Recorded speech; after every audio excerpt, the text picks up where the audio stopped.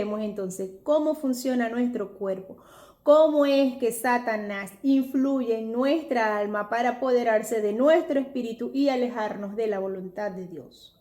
Wow. Entonces aquí vamos a citar algunos versículos, ¿verdad? En donde queda la evidencia de que es el alma el que peca. Dice en Miqueas capítulo 6 versículo 7, el pecado de mi alma. En Ezequiel capítulo 18 versículo 4 y 20, el alma que peca. Libro de Levítico y Números se menciona frecuentemente que el alma peca. ¿Por qué? Porque es el alma la que decide pecar. Entonces, la definición del pecado es la voluntad de su consentimiento en la tentación. ¿Ok? Cuando en mi mente, mi voluntad consciente la tentación, eso es pecado. Pecar es cosa de la voluntad del alma y en consecuencia debe haber una expiación por el alma.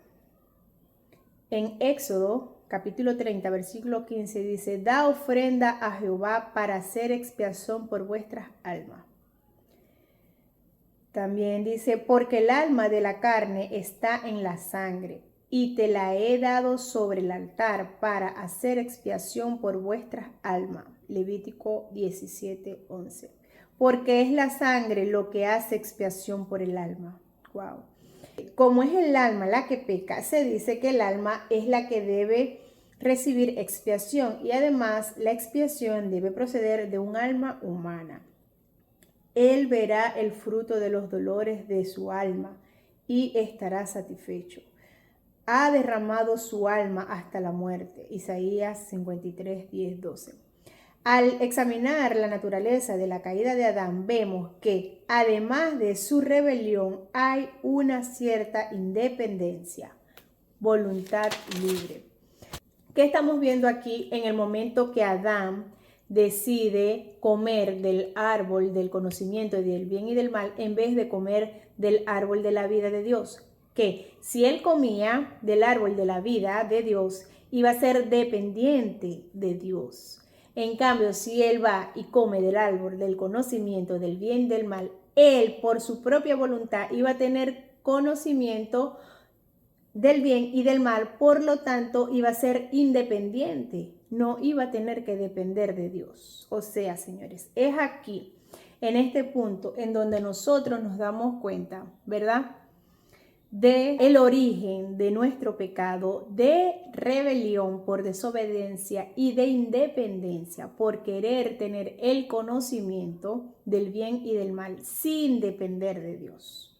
Y eso fue lo que pasó en el huerto del Edén con Adán y Eva.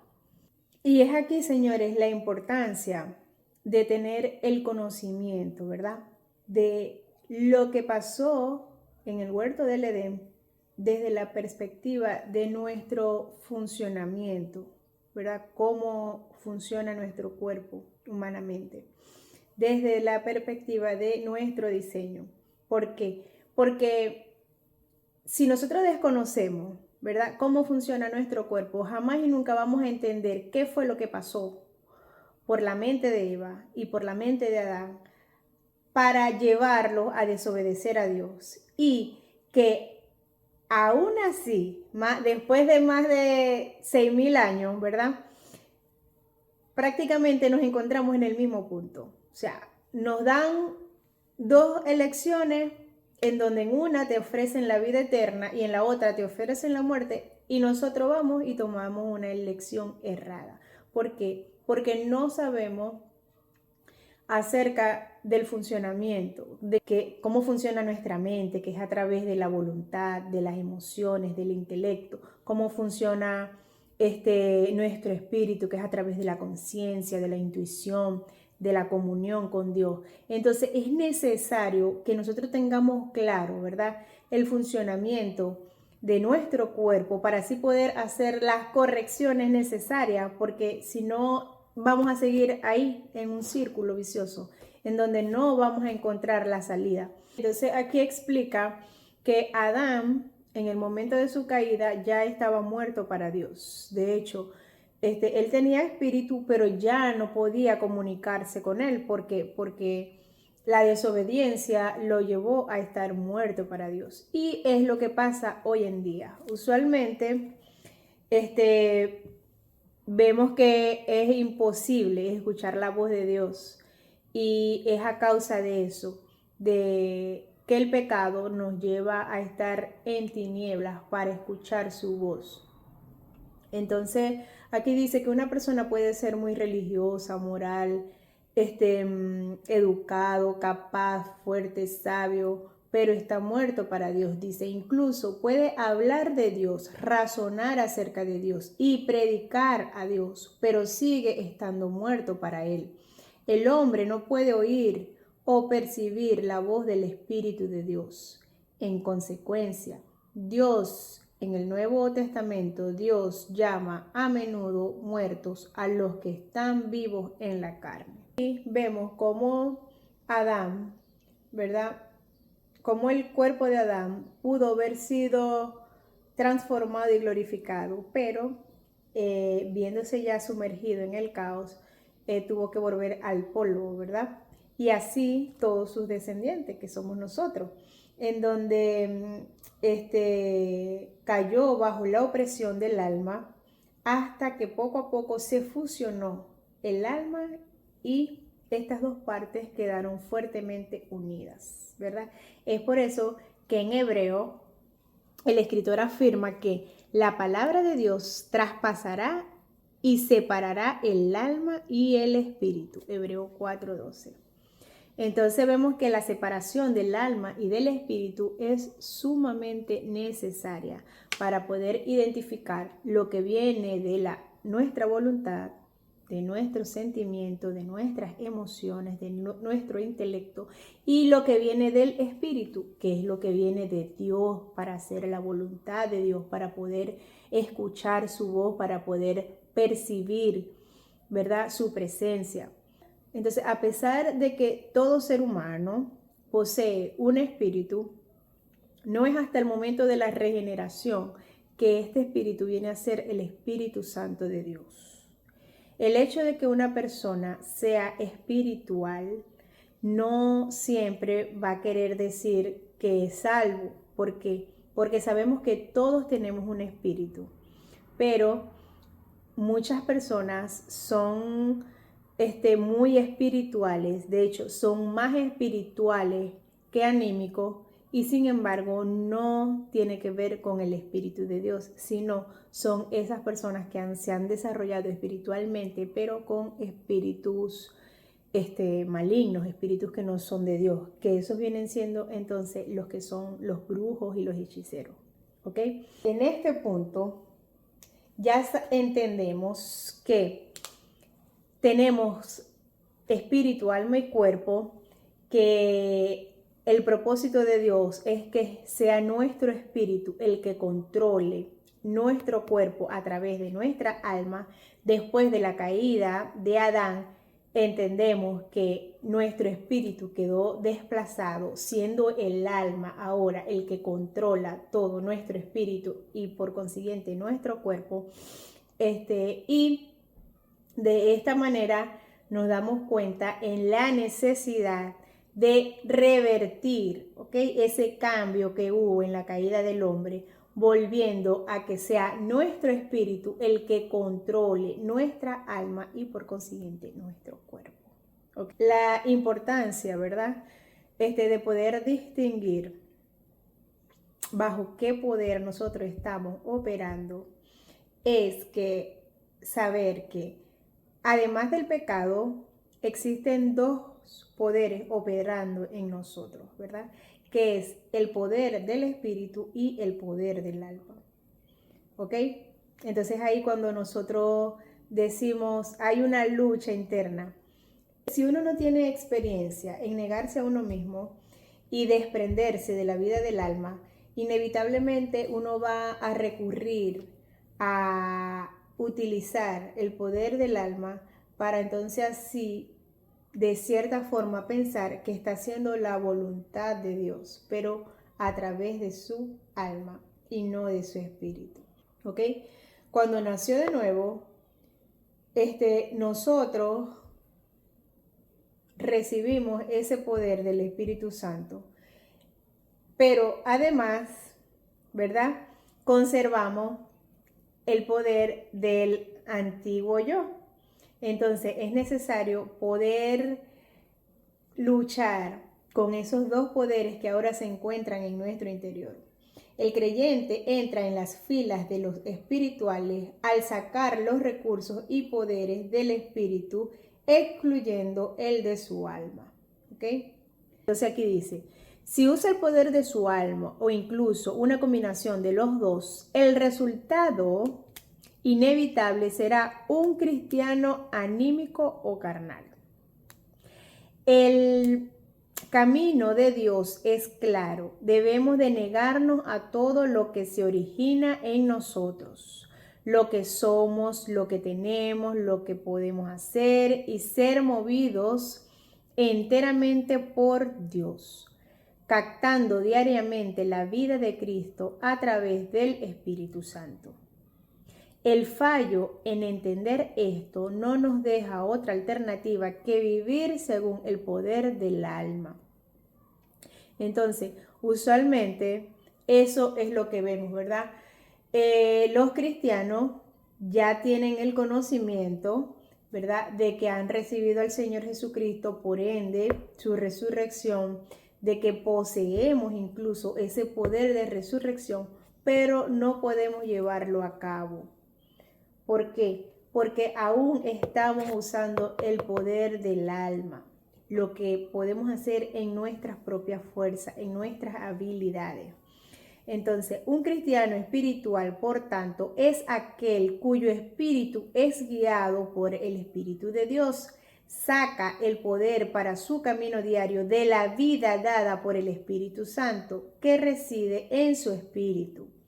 No permanece en la tierra procurando hacer su propia voluntad, sino la voluntad de Dios. Para nosotros poder vivir, ¿verdad?, bajo la influencia del Espíritu Santo y de hecho poder disfrutar de esa vida victoriosa, nosotros debemos quebrantar nuestro hombre exterior, quebrantar nuestra alma.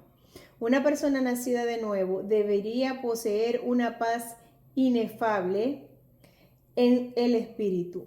Por desgracia, esta tranquilidad es perturbada por los deseos carnales, estimulantes del alma, con sus deseos y pensamientos independientes, a menos que haya sido instruido por Dios por medio de la revelación del Espíritu Santo en su espíritu. Será capaz de detectar la vida anímica y amar la vida del espíritu. Pero la única manera es a través del quebrantamiento de nuestra alma. Es en ese momento en donde ya, nosotros, además de poseer la santidad posicional, nosotros estamos activando la santidad personal, ¿ok? Es en el momento que nosotros quebrantamos nuestra alma para darle libertad a nuestro espíritu. Y así las demás personas también puedan tocar nuestro espíritu con su espíritu. En este punto, ¿verdad?, ya conociendo de la manera que funciona nuestro cuerpo y pudiéndolo controlar, nosotros vamos ahora a saber a qué se refiere cuando nos dice que tenemos que morir para poder nacer de nuevo de una forma espiritual y poder llevar frutos para la gloria de Dios. La importancia del quebrantamiento, vamos a citar algunas lecturas bíblicas que dice Juan 12:24, Hebreo 4, 12 y 13, Primera de Corintios capítulo 2, versículos 11 y 14, Segunda de Corintios capítulo 3, versículo 6, Romano 1, versículo 9, Romano 7, versículo 6, Romano 8, versículo 4 al 8 y Gálatas 5, del 16 al 26. Entonces, tarde o temprano, todo siervo de Dios descubre que el obstáculo más grande para el servicio de Dios es uno mismo. Y se da cuenta que su alma no está en armonía con su espíritu. El alma no se sujeta al gobierno del espíritu ni anda conforme a los elevados requisitos de Dios. Además, constituye el obstáculo más grande para nosotros y nos impide usar el Espíritu Santo. Todo siervo debe ejercitar su espíritu para mantenerse en la presencia de Dios, conocer su palabra, percatarse de la condición del hombre, transmitir la palabra de Dios y percibir y recibir las revelaciones divinas. Todo esto lo hace con su espíritu. Sin embargo, el hombre exterior, o sea, nuestra alma, lo incapacita y le impide utilizar nuestro espíritu. Los siervos de Dios no estamos aptos para llevar a cabo la obra de Dios, ya que nunca han sido quebrantados por completo.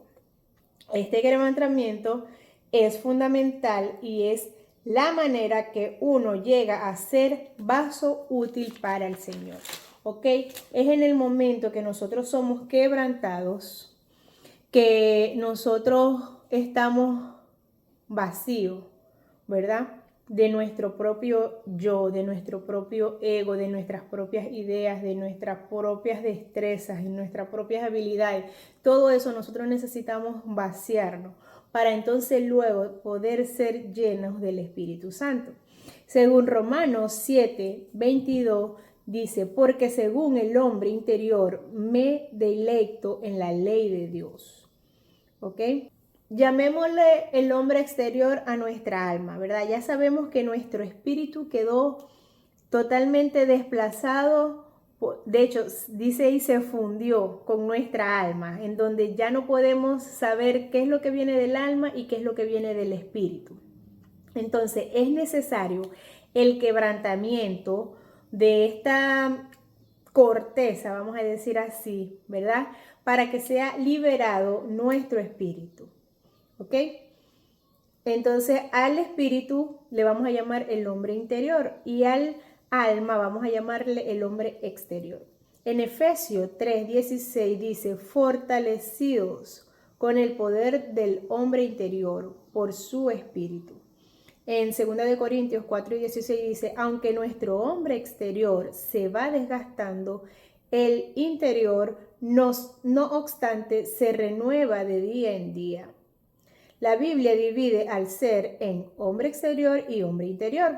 Dios habita en el hombre interior y lo que está fuera, ¿verdad?, del hombre interior es con lo que las demás personas tienen contacto.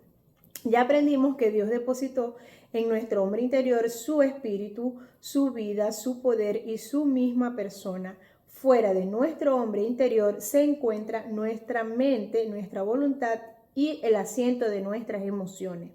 Y exterior a todo esto se encuentra nuestro cuerpo, nuestra carne. Para poder servir a Dios, el hombre debe liberar su hombre interior.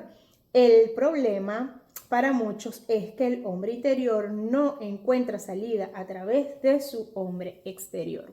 El Señor debe deshacer nuestro hombre exterior para abrirle paso a nuestro hombre interior. Tan pronto como nuestro hombre interior se libera, muchos pecadores recibirán bendición y muchos creyentes recibirán gracia. Juan capítulo 12, versículo 24 dice, de cierto os digo que si el grano de trigo no cae en la tierra y muere, queda solo, pero si muere, lleva muchos frutos. ¿Ok? En esta lo dice así, Juan 12, 24. Yo les aseguro que si el grano de trigo que cae en la tierra no muere, queda infecundo, pero si muere, dará abundantes frutos. La vida está en la semilla, pero la semilla está rodeada de una cáscara, una corteza dura. Mientras esta cáscara no se rompa, la semilla no podrá crecer. O sea, ¿qué quiere decir este versículo? Mientras el grano de trigo no cae a tierra, queda solo, pero si cae y muere, dará frutos en abundancia. La semilla tiene una cáscara, ¿verdad? Mientras esa cáscara rodee la semilla, no pasa nada. Pero al momento de caer en la tierra, ese proceso, ¿verdad? De la humedad con la tierra rompe esa cáscara y esa semilla entonces comenzará a dar frutos. ¿A qué se refiere esta muerte? Es la acción del calor y la humedad de la tierra sobre la semilla, lo cual ocasiona que la cáscara se rompa. Cuando la cáscara se rompe, la semilla brota. Por lo tanto, no depende si la semilla tiene vida o no, sino si la cáscara se rompe. El siguiente versículo dice que el que ama la vida de su alma la perderá, y el que la aborrece en este mundo para vida eterna la guardará. ¿Ok? Eso es lo que dice en el versículo siguiente. ¿Qué quiere decir esto? De acuerdo a la palabra, la cáscara exterior es nuestra vida y la vida interior es la vida eterna, que es Dios quien nos la imparte. ¿Ok? Si nuestro hombre externo no es quebrantado, no podremos traer bendición a la iglesia, ni podemos esperar que el mundo reciba la gracia de Dios por medio de nosotros. Aquí también está expresando mediante otro ejemplo, vamos a decir así, de la necesidad de quebrantar el frasco para que la fragancia salga. Eso está en Marcos capítulo 14, versículo 3, dice: es necesario que el frasco de alabastro sea quebrado. Entonces aquí se está refiriendo en el momento que María quebró el frasco, ¿verdad? Y derramó el perfume enjugando sus pies con su cabello. Dice, era necesario que el frasco se quebrara para poder liberar lo que había en el interior, ¿verdad? Entonces, dice que muchas veces, hoy en día, las personas le dan más importancia al frasco que al ungüento que está dentro. De la misma manera, muchos piensan que su hombre exterior es mejor que su hombre interior. Este es el problema que enfrentan las iglesias. En la actualidad es posible que valoremos demasiado nuestra propia sabiduría. El Espíritu Santo nunca ha dejado de obrar en la vida de los creyentes. Nosotros vemos una prueba tras de otra con una sola meta, y es quebrantar el hombre exterior para que el hombre interior encuentre salida. Pero nuestro problema es que apenas enfrentamos una pequeña dificultad, murmuramos, y cuando sufrimos una pequeña derrota, nos quejamos. El Señor ha preparado un camino para nosotros y está dispuesto a usarnos. Pero tan pronto como su mano nos toca, nos sentimos tristes, alegamos con Él o nos quejamos ante Él por todo. Desde el día que fuimos salvos, el Señor ha estado obrando en nosotros con el propósito de quebrantar nuestro yo. ¡Wow! El tesoro está en vasos de barro. Eso lo encontramos en 2 Corintios, capítulo 4, versículo 7. ¿A quién le interesa admirar vasos de barro? Tenemos este tesoro en vaso de barro para mostrar que este extraordinario poder que obra en nuestras vidas no viene de nosotros, sino de Dios. Lo que la iglesia necesita es tesoros, no los vasos de barro. El mundo entero lo que necesita son los tesoros, no los vasos de barro que lo contienen. Si el vaso no se quiebra, ¿quién podrá encontrar el tesoro que está en él? A menos que el hombre exterior sea quebrantado, no podremos llevar a cabo ninguna labor espiritual.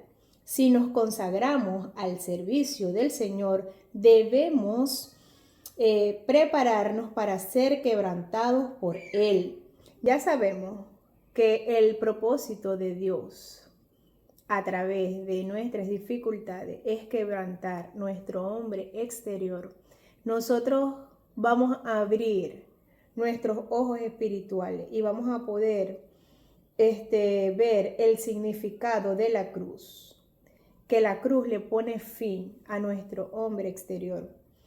Entonces, el significado de la cruz es romper el hombre exterior de las personas. Cuando Dios nos está quebrantando, ¿verdad? A través de alguna situación, el propósito de ese quebrantamiento es para romper nuestro hombre exterior y así igual todo lo que serían nuestras opiniones, nuestras destrezas, nuestras habilidades, todas esas cosas se pondrían a un lado también. Y al momento de estar en contacto con otras personas, ellos van a poder tocar nuestro hombre interior, ¿verdad? Nuestro espíritu. Y a su vez se darán cuenta que no son nuestras virtudes, sino que es el Espíritu Santo. Que el Señor nos conduzca al quebrantamiento del hombre exterior y nos muestre la manera de ser quebrantados ante Él. Además, si nuestro espíritu es liberado, nosotros al tener contacto con otras personas podemos poner en contacto su espíritu con el nuestro.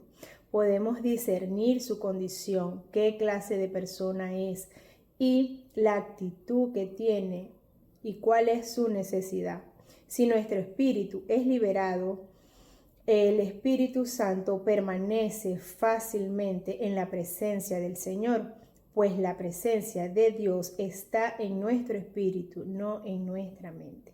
Entonces, hasta aquí lo vamos a dejar y vamos a hacer una oración para darle gracias a nuestro Padre Celestial. Te damos gracias, Padre Celestial, por estar aquí presente, enseñándonos y guiándonos acerca de el quebrantamiento, Padre, de nuestra alma para poder liberar tu espíritu. Padre, te damos gracias por todas las revelaciones que nos has dado hoy en día. Te damos gracias porque sabemos que eres tú enseñándonos, Padre. Y te pedimos humildemente que nos muestres, Padre, cómo somos quebrantados ante ti para poder liberar nuestro espíritu. Padre, te pedimos humildemente que seas tú tocando el espíritu de las demás personas, que sea tu amor y tu sabiduría, Padre, llegando a cada corazón. Te damos gracias, Padre, por tu presencia y te pedimos humildemente que nos acompañes en este camino, Padre, hacia la santidad personal. Te damos gracias una vez más por tu presencia y por permitirnos estar aquí compartiendo de tu palabra. En el poderoso nombre de nuestro Señor Jesucristo. Amén y amén. Bueno, fue un súper placer estar aquí compartiendo toda esta enseñanza de nuestro Señor Jesús y conociendo, ¿verdad?, las funciones de nuestro cuerpo y cómo poder controlarlo, conociendo las expectativas que tiene Dios acerca de nuestro funcionamiento y cómo hacer para llegar a encontrar la santidad según sus estatutos. Entonces, me despido una vez más, les doy las gracias y los amo en Cristo Jesús. Bye.